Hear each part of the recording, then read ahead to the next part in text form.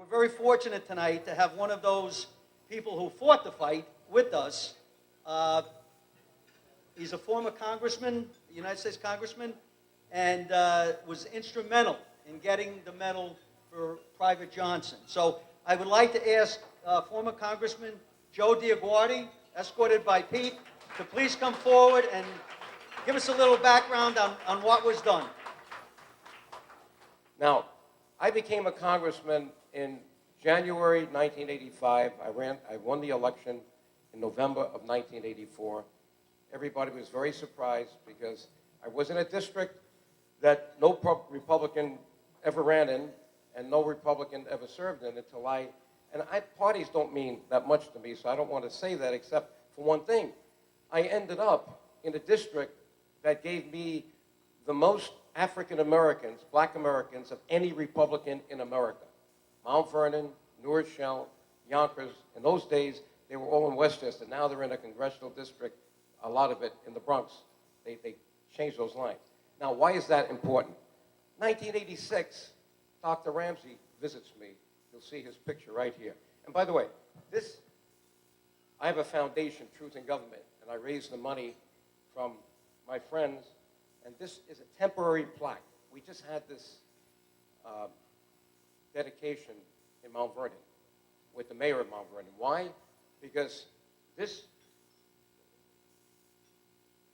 expert, he was an historian, Dr. Ramsey, came into my office and said, Joe, I didn't vote for you, but you're my congressman. And he told me a story that was so unbelievable, and it went like this. He says, Joe, did you know that in World War I and World War II, 1,550,000 African Americans, black Americans, served our country. And not one got our country's highest military honor, although a couple of hundred were recommended. I said, Dr. Ramsey, Leroy, I'm a CPA. Those numbers don't add up. What's going on here? In my mind, I was thinking of racism.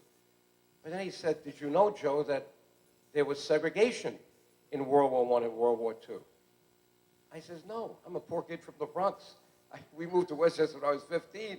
I got a pretty good education, and no one ever told me we had segregation in those wars. I said, Leroy, you're telling me this is racism. Well, we don't like to call it that. I said, if you want me to get involved in this, I'm going to think straight and talk straight. That's the way I was raised. If it's racism, it's got to be called as such, and I'll join with you and see what we can do. Well, I then went to the head of the Black Congressional Caucus, Mickey Leland, told him about the story, and I said, I'm now going to take this thing on. I know it's not going to be easy, but I got good connections now in the White House because President Reagan didn't know he had 46 elected. I got elected on election day. No poll ever said I would win. And they literally threw a party for me. I was number 46. He thought he had number 45. So I used that kind of connection to call his chief of staff, tell him about this. And they then set up a meeting with me and the Secretary of Defense. Now, take this book home with you, and you'll see what I did over 28 years. The persistence, kicking the door down when the military absolutely refused to reconsider it. And believe me, you'll see me telling the Secretary of Defense, change that decision, or else I'm going to do something no one's ever done. I'm going to get 218 signatures in the House, and I don't need the military. The medal can then be given by the president, and I've been assured that if I did that, the president would do it. When I got to 165 signatures, I got a call from Carlucci, the Secretary of Defense. And he said, you know, you're making a lot of trouble here. They don't want to go back to World War I. No black American ever got it in World War I or World War II. But this I had now in my blood. And I said, now I started giving speeches, writing articles. You'll see in this book my editorials in the Times. Because when they did the study, believe it or not, they found a case, a Corporal Freddie Stowers. You'll see it in the back of this little book that I prepared, where the file didn't have denied on it. In other words, no one took action. That meant that the statute of limitations, 5-year statute, didn't have to be open. I get a call from the White House, 1991, George H.W. Bush, could you come down?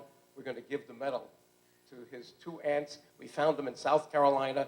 They're 93 and 95. So I went down there, and I have that videotape, and I was kind of honored by the president for doing it. Well, this happened again on June 2nd. I was invited by Obama after this. Now, why did it happen on June 2nd? No one ever thought this could be happening. Well, I kind of pulled a rabbit out of a hat, because 8 years ago, or almost not 6 years ago, when Obama was elected the first time, I said, you know what? Now we got a chance with Henry Johnson. We have an African-American president. So I then went to Senator Schumer, who helped me a lot on everything I do. I said, I've got boxes of files. If you can assign a staff person to this like I did, I think we can come up with a much better case than was made years ago for Henry Johnson and do this. And he says, Joe, I was in the House and I signed, I was one of those 165 signatures. Let's do it. Well, it took him 4 or 5 years to come up with 2 files. I should have brought them this thick, redoing the case. And that was 2011. And just now, 3 weeks, well, a month ago, I was in the White House and we got the medal. So that shows persistence. Maybe you got to do that in life with important things. So now, bottom line, I'll give it to you like a CPA. We have 9 medals. The one from 1991 and the one now with Henry Johnson. So that's 2 from World War I. And the study gave us 7 from World War II. So we're up to 9. But I'm not quitting. It's not over. Because there was another guy that I went after back in 1986 to get the head of the Black Caucus, Mickey Leland, to join me. He says, Joe, I have one in my district, Seaman Dory Miller, World War II. They have a battleship named after him. They gave him a stamp. They gave him the 2nd highest award. They refused to give him the Medal of Honor. So the job is not finished. And if you heard his story, you wouldn't believe it. I'm not going to give it to you tonight, but you'll read it. It's in this little book. So with that, I'm pleased to be here, especially my brother. He has done so much for me. I don't think I would have been elected as a congressman if it weren't for my brother and sister. They dropped everything. It became a family enterprise, let me tell you. And look at this picture right here, and that's the last thing I'm going to say. That is the 369th Black Division, New York, in a parade on 5th Avenue, 1918, when they came back. They all got the Medal of Honor, Croix de Guerre, in France. They came here, were refused everything, and Henry Johnson, the one that we saved, it brought tears to my eyes. 10 years later, they found him homeless, penniless. He died on the streets of Washington looking for a pension. So now we gave him his reward. Hey, thank you very much for being here. Thank you, Joe.